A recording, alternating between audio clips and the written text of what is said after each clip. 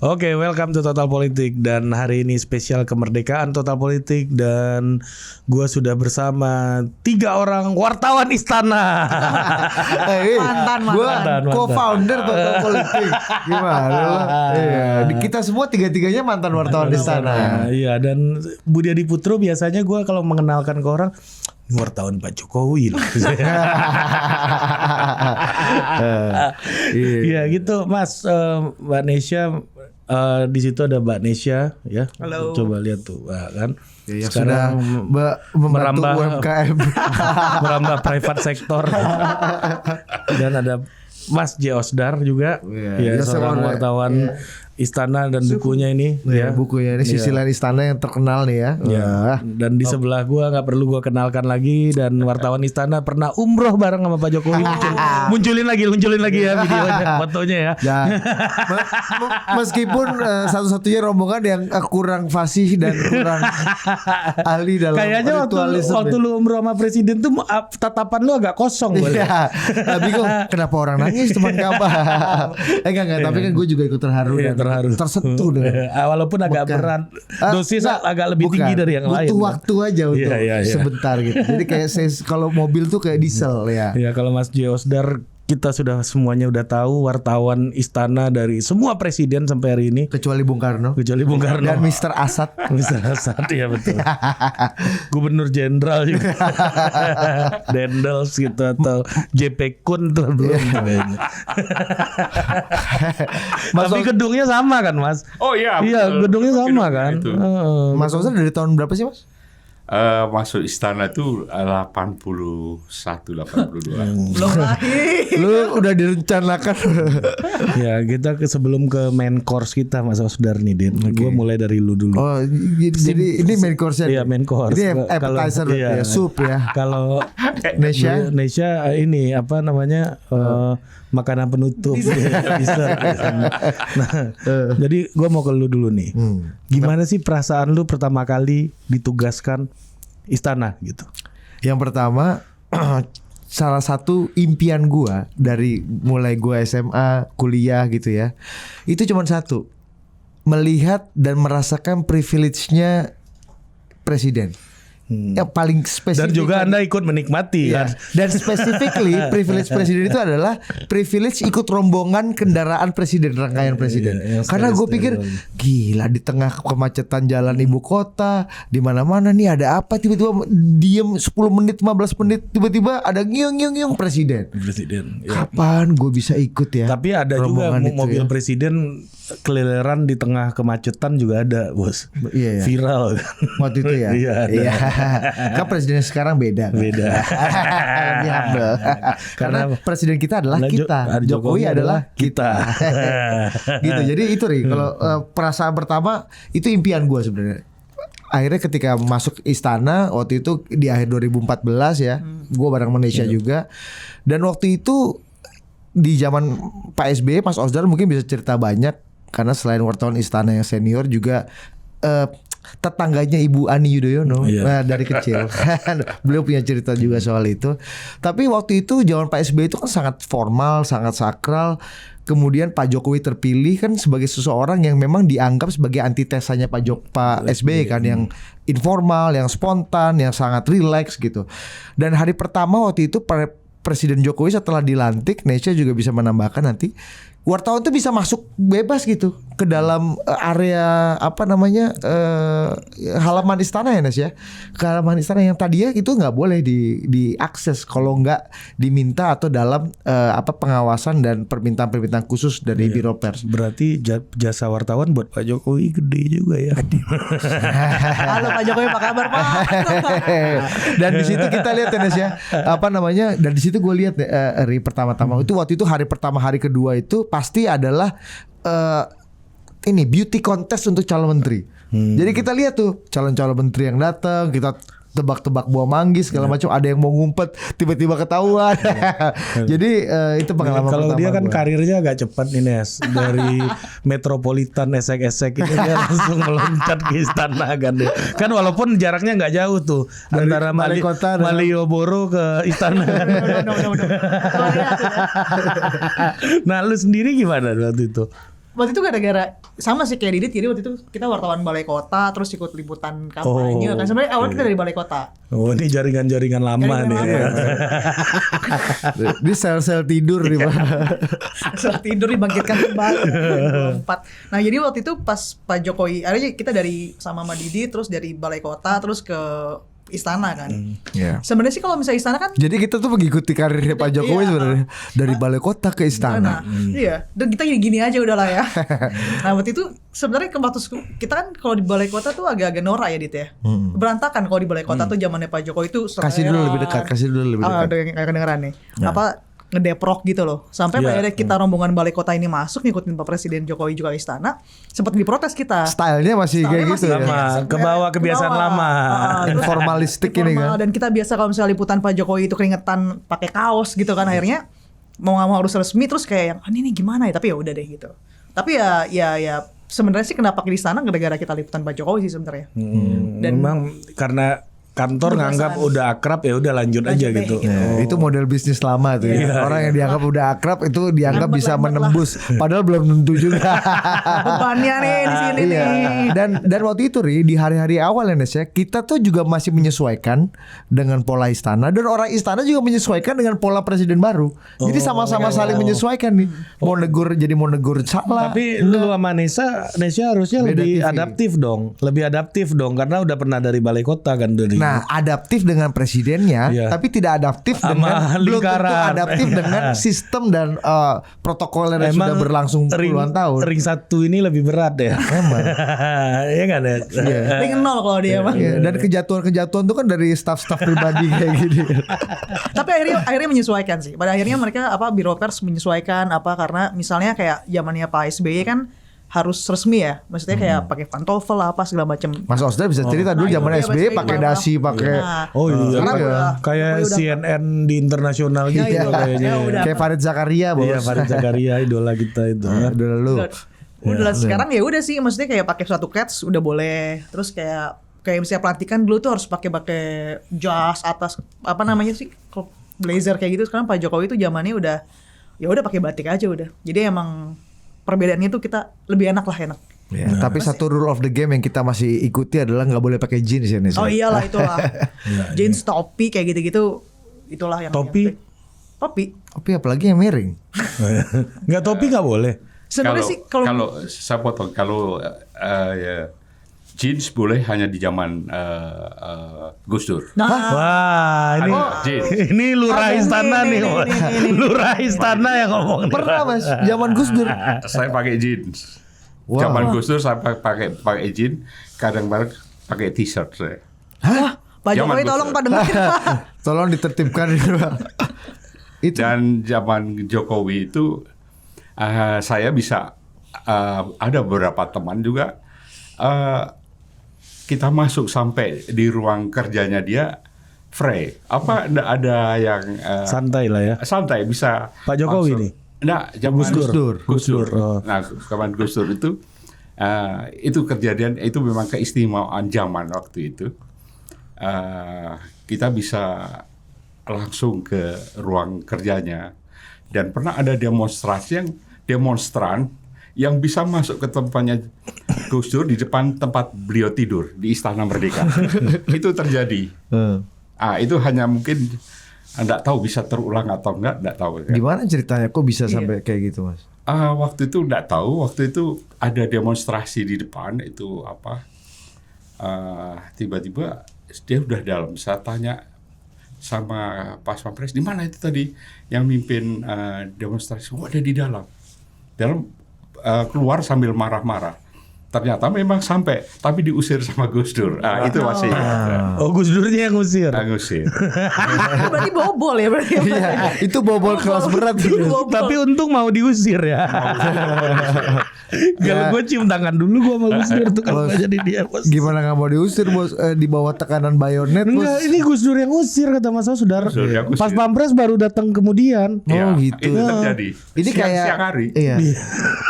Ini kayak pernah ada kalau nonton The Crown ya, itu kamar tidurnya Ratu Elizabeth itu dimasukin sama orang yang iseng masuk gitu, tiba-tiba lolos aja gitu sampai di kamar tidurnya Queen Elizabeth. Ini berarti orang ini skill juga sampai situ ya Mas ya. Iya. Dan itu kayak lebih banyak faktor keberuntungannya tuh Mas ya. Iya. Hanya enggak tahu tiba-tiba tapi itu Gus Dur ya. Gus Dur karena situasi yang euforia reformasi, dari yang sangat tertekan tiba-tiba ada kebebasan. Itu sampai wartawan tuh hampir ribuan di sana. Dari zaman si Pak Habibie itu ya sekitar 48 itu tiba-tiba menjadi ribuan. Dan ini saya selalu ngomongnya tentang Gus Dur karena ini keanehan dalam anomali sampai zaman Pak Jokowi kan. Saya juga Mas kasih dekat lagi Mas dikit. Oh iya. Ini lebih bulat. Ya itu kan lebih oke kan. Ya. Nah itu betul-betul saya sering mengatakan zaman Gus Dur tuh dengan kelurahan di Ciseeng sana lebih gampang masuk ke istana daripada kelurahan Ciseeng. Apalagi tadi saya cerita waktu masa puasa Ramadan itu.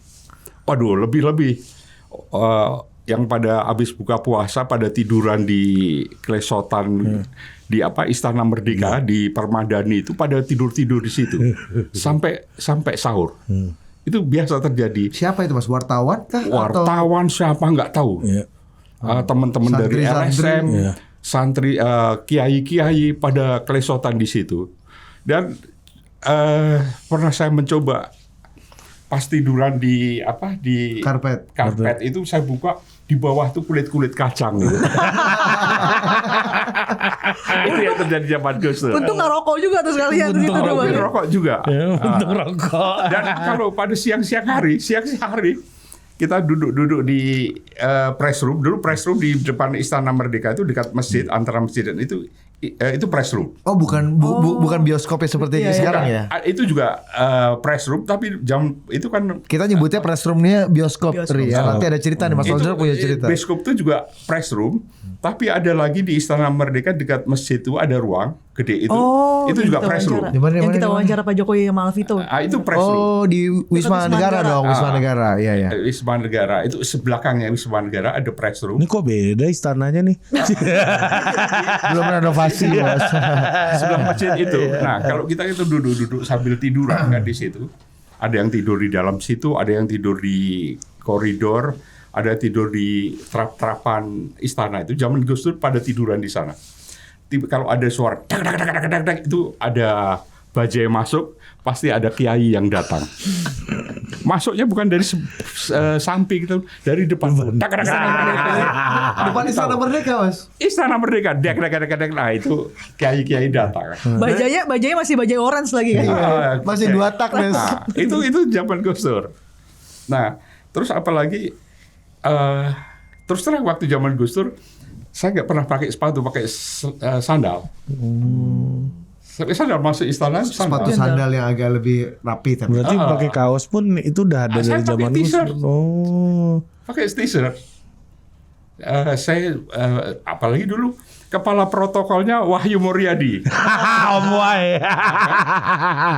Sesama wartawan lah ya. Kawan kan? Kawan.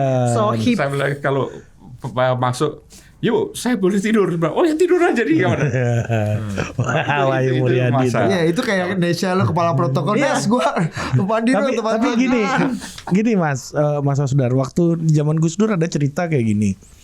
Pagi-pagi lagi jalan pagi gitu Gus Dur selalu ditemenin wartawan katanya dan gosip-gosip selalu diocehin di saat itu dan tiba-tiba viral di mana-mana Indonesia ribut gitu. Iya. Bukan hanya itu. Kadang-kadang Gus Dur dengan enaknya aja kan dengan ngobrol-ngobrol gini bilang, sebentar lagi nanti Pak itu saya pecat dulu. Menteri siapa gitu kan. Itu di jalan pagi tuh Mas. Jalan pagi. Ngomong-ngomong kita Gus Dur jalan gitu kita waktu itu kan kebebasan yang mungkin enggak tahu ya dalam tanda kutip berlebihan kan. Kita datang, Gus, siapa lagi yang mau dipecat? Oh iya, itu nanti sebentar lagi saya umumkan. Tolong ya nanti saya umumkan bahwa itu akan saya ganti. Nggak ngirim undangan sendiri ya ke wartawan. Itu terjadi. Dan katanya sampai ini pejabat ini ada yang selingkuh nih sama ini nih. Dia juga ngomongin kayak gitu kan pagi-pagi itu kan dan katanya. itu bikin heboh dan Kalau itu saya yang selingkuh saya. Nggak ngikutin deh. Katanya pernah kejadian kayak gitu Mas. selingkuh tapi nggak sampai tembak-tembakan. Iya. Itu Nesya yang tahu. Nggak. Nesya sangat menghindar tuh hal kontroversial hari ini. Nah kembali ini pertanyaan saya sering kali saya pikirkan gitu lah Mas ya. Bisa nggak sih orang yang melihat keseharian gitu ya, setiap hari itu menjadi fanatis gitu terhadap seorang presiden yang ada di istana gitu kan, yang mana ini adalah orang yang kuat di antara kita, orang yang lebih dari di antara kita atau satu di antara kita yang di sana, tapi kan dia menjadi sakral karena nggak bisa kita sentuh gitu. Tapi dengan keberadaan Mas Osdar yang setiap hari di istana itu masih bisa menganggap orang ini orang sakral nggak sih? Ini pegawai-pegawai saya ini fans saya dulu nih Mas semuanya nih Mas. Tapi sekarang udah enggak. Karena udah tiap hari ketemu kan. Bahkan ada yang melamar, "Bang, aku apa aja boleh Bang di sini, Bang. Asal nemenin Abang." Iya, jadi supir pun boleh katanya. Iya, Gitu. beneran deh. Sekarang udah naik karirnya udah kurang ajar sama gua. Tio. Atau selain kurang aja juga, oh gini doang ini orang. Gitu loh maksudnya Mas. Kira-kira kayak gitu. Karena presiden itu kan sosok sakral, simbol yang sangat iya kan, sakral. Kalau sakralisasi Kepala negara nggak tahu situasi, pokoknya itu tidak ada yang mengalahin Pak Harto ya. Itu memang agak susah untuk didekati, tapi hanya ada kelebihannya. Kalau sidang kabinet, sebelum mulai sidang kabinet itu kita ada di dalam ruang sidang kabinet. Kita bertemu dengan menteri-menteri langsung gitu bisa. Dan itu mungkin sekarang zaman Pak Jokowi aja, kalau sudah sidang kabinet kan kita nggak bisa masuk ya. Nah zaman Soeharto itu dalam keadaan itu ada masuk. Dan kita dulu zamannya Pak Harto itu kerjaan banyak karena jumpa pers, ruang pers bukan hanya di istana, di rumahnya presiden, Cendana, iya. Rumahnya Wahpres itu ada press room. Jadi kita bebas di situ. Menunggu apapun juga bisa memantau peristiwa-peristiwa itu dari karena press room. banyak tamu-tamu yang agak-agak mengejutkan suka datang gitu kan. Itu di situ. Tamu-tamu gorong-gorong ini kan. Tamu gorong-gorong, kita bisa itu hanya zaman Pak Harto. Kita tahu gorong-gorong tapi tidak bisa menulis gorong-gorong. Jadi jangan Pak Harto nih, spesial kalau kata Mas Osdar, kita boleh menyaksikan sidang kabinet, tapi belum tentu bisa lu tulis. Itu. Kalau sekarang kita nggak bisa masuk, tapi kita bisa tulis. Saya pernah mencoba itu kan, karena zaman itu saya waktu itu kan berita presiden selalu HL. Headline. HL dulu. Headline kan besar gitu. Pernah saya berhenti di Semanggi kan dulu masih koran. Kompas. Saya lihat ditekuk itu. Halaman 1 ditekuk ke dalam. Saya bilang, Mas, kenapa itu ditekuk? Mas, ada nih apa namanya berita utamanya Pak Harto nggak laku. Waduh, sakit hati saya. Berarti saya nulis tentang berita istana itu yang nulis saya, yang muat saya, yang baca saya sendiri. Kayak tukang sate ya Mas ya. Tapi tetap halaman 1. Itu kelebihannya zaman waktu itu. Masuk ke zaman Habibie lain, agak sedikit muncul lowong gitu ya Mas. Tiba-tiba. Tapi bukannya waktu itu harus wajib pakai kopiah, pakai jas gitu-gitu kan Mas? Enggak, kopiah enggak. Tapi kalau zaman Pak Harto, Habibie harus pakai Pak Harto harus pakai kalau pakaian biasa harus pakai dasi hari biasa. Keren atau juga ya. batik tapi Lengan panjang. lengan panjang. Kecuali kalau ada tamu negara jas. Di pesawat bersama Pak Harto jas. Karena nanti ada wawancara khusus. Kita rame-rame mengitari Pak Harto itu kan itu acara rutin. Nah, kalau zaman waktu Habibie itu suatu yang muncul tiba-tiba. Suatu hari kita masih dengan nuansa Soeharto yang ketat, tiba-tiba Habibie datang di istana menyanyi Widuri. Itu di acara resmi itu Habibie dulu nyanyi Widuri. Padahal kita tahu Pak Habibie ini kan ya selalu dikatakan muridnya Pak Harto kan. Tapi mungkin karena dia punya kultur dididik Barat sehingga bisa bebas tuh. Itu. Dulu Pak Harto nggak pernah kelihatan ada nyanyi ya? Ada nyanyi, apalagi nyanyi. Ainun, Reza Rardian dari Ainun. Terus. Kalau zaman SBY lain lagi, bukan nyanyi, main gitar. itu cipta lagu, tapi dengan suasana yang cukup ya dalam tanda kutip resmi lah. Kalau Habibie kan langsung seenak perutnya kan itu. Walaupun main gitar tetap formal ya. Formal. Bermusik kan harusnya santai gitu kan ya. Ini enggak 30 menit. Bolehkah saya memainkan gitar? Rika. Nah, ini menarik gitu. Tapi akhirnya ngelihat mereka as a human ya, Mas. Iya. Atau tetap sesakral yang dilihat oleh publik kebanyakan. Kan presiden kan tuh sakral. Sesuatu yang tidak terjangkau. Jangan nanya lu. Udah duduk aja. Udah tanyain. Ada keberuntungan saya kan karena sejak zaman SBY atau zaman Gus Dur aja mulai jadi wartawan senior kan. Ya. Jadi senior, bukan senang istri orang tapi senior. Bukan itu tapi senior. Jadi mungkin perlakuan terhadap saya pengawal itu bahkan agak beda ya. Agak beda. Ya, termasuk Om Kumis Anto Malarangeng ini agak sopan gitu. Agak sopan Mitra. Itu GR-nya saya mungkin. Misalnya saya itu senior atau tua, Mas? Saya tua kali. Usur. Seperti parkir mobil kan. Dulu di istana saya bisa parkir di halaman istana itu. Sebelah mobil Gus Dur gitu. Oh, di depan KSP. Depan Binagraha. Bukan hanya di situ. Kalau saya ketemu Pak SBY di Istana Merdeka, saya mungkin bisa masuk sampai di bawah pohon beringin itu. Mantap juga. Di depan kantor presiden situ. Itu berarti kan saya di atas menteri. Wartawan rasa menteri. Faktanya begitu kan. Gue baru denger cerita ini guys ya. Dan ini wartawan loh. Gue pikir Bu Mega doang yang bisa masuk sampai situ. Sekarang coba aja Mas sekarang. Sekarang digebukin. Kan lebih senior sekarang kan.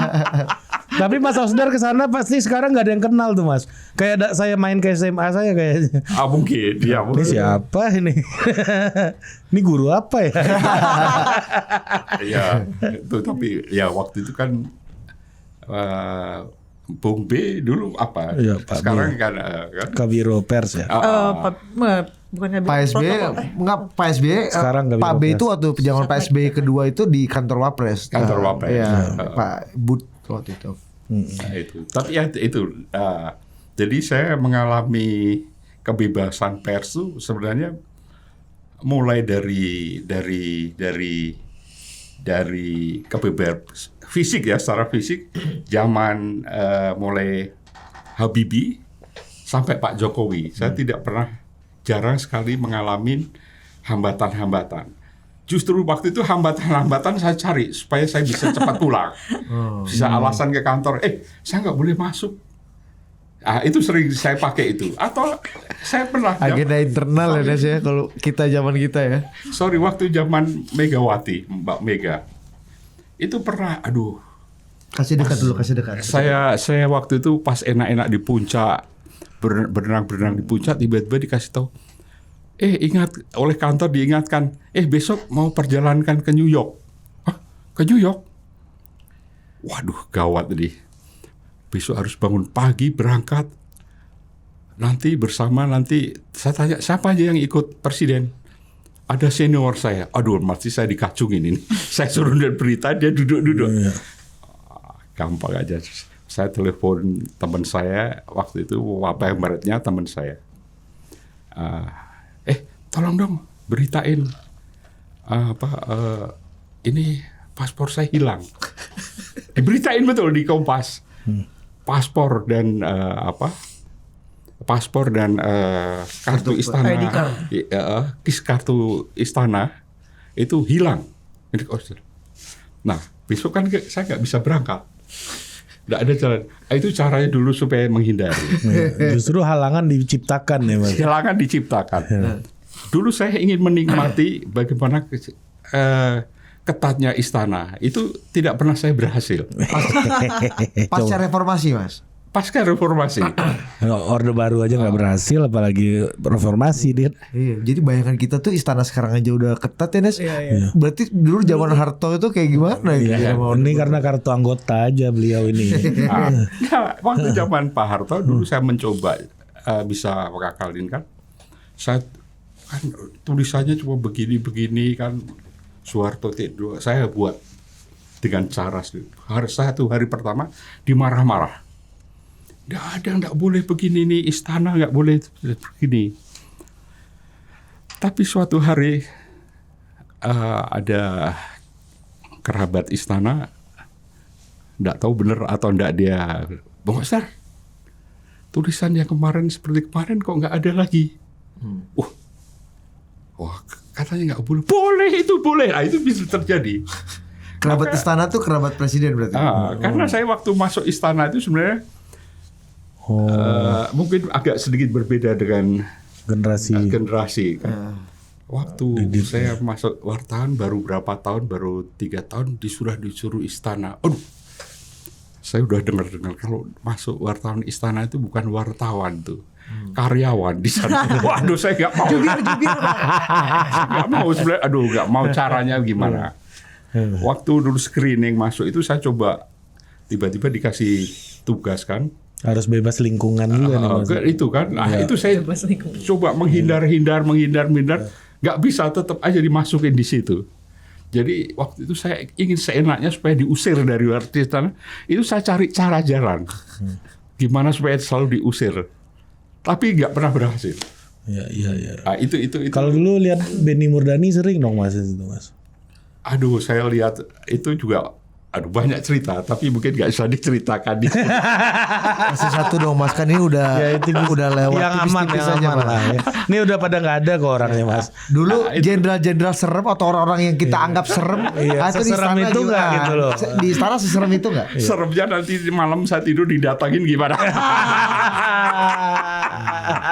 Menghabis setan. Tinggal baca Bapak Kami Mas. Nih, lu ngefans banget sama Pak Jokowi kelihatannya, coba. Ya enggak, karena memang kita kader dia. Anda apa Desya? Anda kayaknya udah bergabung di Projo Muda.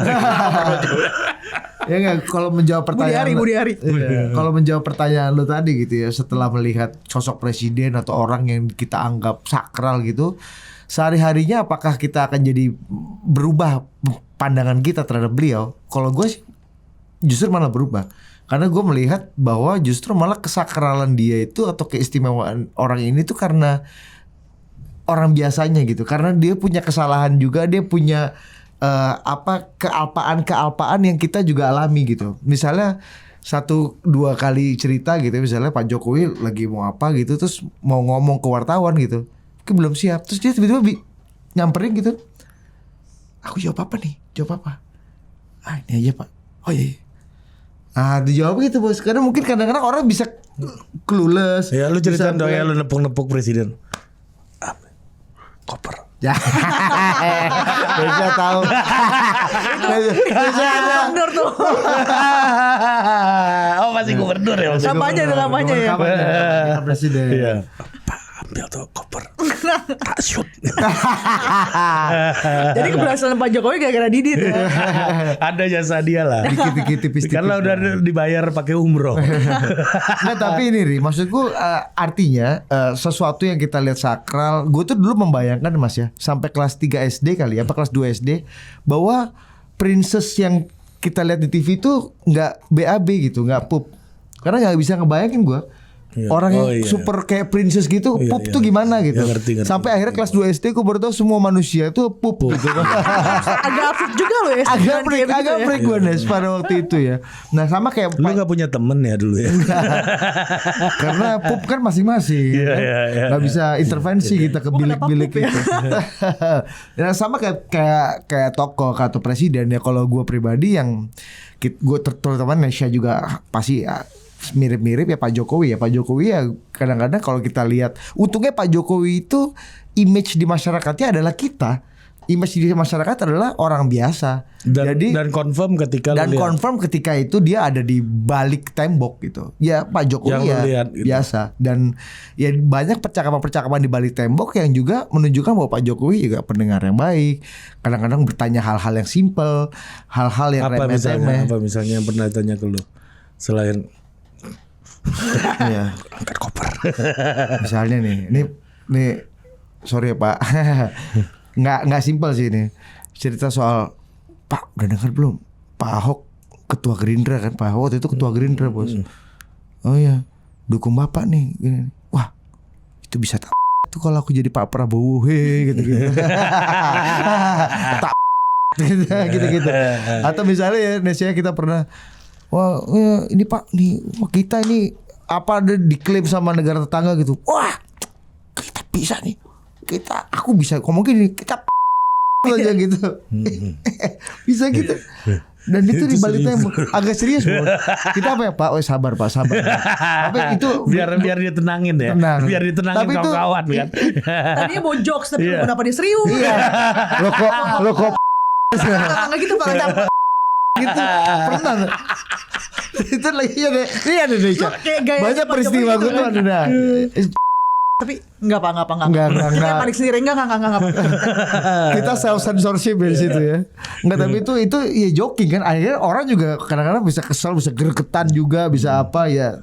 Nah, lu sama kayak Didit nggak ngefans itu lo nggak lu sama Pak Jokowi? Gue nggak ngefans kok. Kan maksudnya kalau lu kan, ya maksudnya image-nya ketika lu lihat di belakang layar, di belakang tembok, kiranya ternyata nggak derivasinya nggak jauh banget nih. Ya lu agak respect lah sama orang ini kan gitu kan. Jangan ngefans dong. Ngefans ini di puncak rantai makanan. Gue di tengah lah. Iya. Kalau gue sama Yuni. Kalau sebagai manusia sih fans. Yuni Sarah gitu ya. Ini Sarah habis ulang tahun tuh Iya betul. Lo diundang kan lu?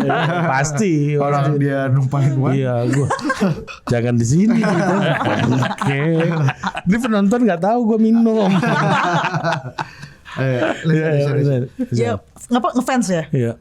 Atau punya kekaguman atau itu pasti sih kayaknya sih. Setelah kita misalnya udah ya maksudnya ketika kita teman aja kan pada akhirnya kan berlama itu pasti kayak kagum, tapi pada akhirnya karena kita wartawan harus objektif juga kan. Oh enggak, di sini kita nggak dukung Pak Jokowi.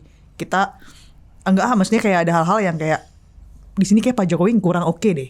Kayak di apa namanya di kebijakan ini kayak kurang oke. Tapi kalau misalnya dibilang secara personal apa kagum, kalau menurut gue harus akuin ya iya sih. Maksudnya kita kan bersama dengan orang yang nggak kenal maka nggak sayang kayak gitu kan. Kalau misalnya yang udah dari 2012 sampai dari 2021 ya liputan ya pasti ada rasa kekaguman itu pasti ada sih. 10 tahun loh ya, 9 tahun ya, 10 tahun lama dia. 2012 sampai 2021 lah liputan beliau. Beliau tuh ngomongnya gue. Pak Jokowi. Pak Presiden. Gitu sih. Jadi ada kekaguman lah gitu ya. Ya memang agak susah ya Mas Osdar ya kalau kita melihat. Nggak tahu kalau Mas Osdar gimana? Kok jadi gue yang nanya? Nggak apa-apa, bener gue juga. Gimana itu? Kalau Mas Osdar kekaguman secara personal itu jadinya akhirnya manusiawi nggak sih? Saya rasa seorang wartawan gitu. Manusiawi dan wajar ya punya kekaguman seperti kekaguman pada seseorang gitu kan. Apalagi Pak Jokowi ini kan punya kelebihan-kelebihan yang cukup bagi saya fenomenal lah ya. Dia orang yang sudah menjadi simbol seorang rakyat dari tepi sungai, dari pinggir kali jadi presiden itu sudah cukup menarik. Dan menarik lagi sebenarnya dia adalah orang yang terbuka untuk kritik ya. Yang itu yang saya kira tadinya saya kan senang mengkritik beliau itu, tapi ya setiap ketemu dia mengucapkan terima kasih. Ada misalnya saya pernah saya kan kadang sekali ngutip langsung dari dulu zaman Pak Harto itu karena sudah bosan selalu mengutip presiden, saya selalu mengutip tulisan selalu lebih banyak di luar. Mungkin orang-orang yang teman-teman nggak lihat gitu, hal kecil. Nah suatu hari gimana saya pulang dari perjalanan dengan beliau, dari itu saya cari apa ya, tiba-tiba saya cari teman wartawan yang sangat yang ikut juga. Yang saya kontak adalah Nesya. Waktu itu saya kata, tadi kan Pak Jokowi mengkritik pers karena bilang katanya ini berita-berita itu sekarang hampir semua ngecam beliau kan waktu itu. Saya tanya, saya ini kan orang ring satu kan satu dekat, saya rasa ini pengagum. Saya udah feeling bias. saya udah kebaca ya Bang ya. Saya waktu lihat beliau di tempat itu hari itu saya lihat ini kelihatannya fans club. Ya fans clubnya Pak Jokowi kan. Saya bilang gimana tadi kritiknya? Saya terkejut. Ternyata feeling saya terbengkelai. Iya itu Pak Jokowi baper sekali ya. Itu saya langsung tuliskan. Jadikan di sisi lain istana. Ternyata enggak sangka waktu itu. Yeah. Terus suatu kesempatan Pak Jokowi, Mas Saudara terima kasih ya. Itu seperti cabai enak itu, pedes enak. itu. Ya, tapi kalau soal kritik gue mau tambahin nih. Mungkin Nesya juga ingat peristiwa ini. Ada kawan kita F ya, salah satu wartawan yang dari Balai Kota juga kemudian pindah ke istana. Waktu itu beberapa bulan jelang pemilihan presiden, lagi menjelang kampanye Nes ya. Dia kemudian karena satu dan lain hal membongkar sebuah kasus korupsi di Transjakarta yang akhirnya kemudian melibatkan dan memenjarakan beberapa orang gitu yang kita tahu bersama. Kadisub gitu maksudnya. Iya, Kadisub lah ya. Karena korupsi bus Transjakarta yang macam-macam. Itu jelang kampanye loh. Dan waktu itu beritanya besar sekali dan orang udah bilang wah ini bisa jadi backlash buat, dan itu sangat dimanfaatkan oleh lawan politik pastinya kan Mas Osdar. Dan itu pasti wah ini backlash untuk Pak Jokowi nih. Dan orang yang membongkar kasus itu adalah orang yang sehari-hari yang dinilai cukup dekat lah secara hubungan baik dengan Pak Jokowi dan juga kita-kita semua gitu. Tapi apa yang terjadi Dri? Beritanya besar, korupsinya bahkan sampai memenjarakan orang, dan mungkin Pak Jokowi punya dampak politik yang tergerus gitu ya dari peristiwa itu. Tapi akhirnya teman gue ini tetap bisa lanjut menjadi wartawan istana, bahkan lama sekali dan hubungannya masih sangat baik sampai sekarang. Pak Jokowi malah pernah manggil dia dan bilang, kalau ada apa-apa sebelum kamu tulis atau selain kamu tulis deh, kamu kasih info-info yang yang nggak mungkin nggak bisa kamu tulis juga ke aku langsung. Itu di bagian nanti kalau misalnya doorstop di Balai Kota tuh di belakang tuh dia tuh. Iya, ada orang yang nanti dimunculkan ada, fotonya. Tapi maksud gue itu kan harusnya kan Pak Jokowi bisa marah dan dendam ya Pak Mas. Ini masa kampanye loh, dibongkar kasus korupsi, dia gubernurnya, tapi dia memilih untuk tidak baper dengan kritik itu gitu, dan biasa aja. Dan akhirnya toh jadi presiden juga. Nah, ada tambahan nggak? Ini kan dia bawa-bawa lu terus. Ya kita waktu itu gitu, ya. iya makanya dia bawa-bawa aja nih. Ya, gitu lu cari validasi banget, cari keselamatan bos. Masih berkuasa. Kritik apa ya? Kritik sih dia sama sih, dia terima kritik. Maksudnya Pak Jokowi terima kritik apa segala macam. Cuman karena memang sekarang aksesnya agak susah ya. Maksudnya karena memang ada pandemi segala macam. Karena kita waktu itu ada beberapa momen kita ketemu sama Pak Jokowi. Beberapa wartawan ketemu di istana, dipanggil, dan waktu itu kita Pak ini begini mengkritik. Waktu itu kita ketemu soal KPK waktu itu, Pak ini begini, Pak begini. Bahkan ketika kita mengkritik Pak Jokowi kayak Pak Mas Gibran, Mas Bowie waktu itu mau mencalonkan, dan Pak Jokowi menjawab. Terus bahkan sampai hal yang simpel sebenarnya Mas, ketika pada saat lagi isu kenceng banget soal demo segala macam, Pak Jokowi tuh Instagramnya tuh malah postingannya soal Jan Etes, dan itu kayak Pak tolonglah, masa lagi kayak begini soal jangan netes gitu kan. Terus kayak Pak Jokowi menjelaskan ya itu tim bukan saya. Tapi hal-hal itu kita kritisi ke Pak Jokowi. Kita tuh juga tahu itu admin nggak mungkin. Iya tapi sedikit lah gitu kan. Itu kita sampaikan dan ya Pak Jokowi ya dia menjelaskan lah gitu. Masih ditanggepin lah ya.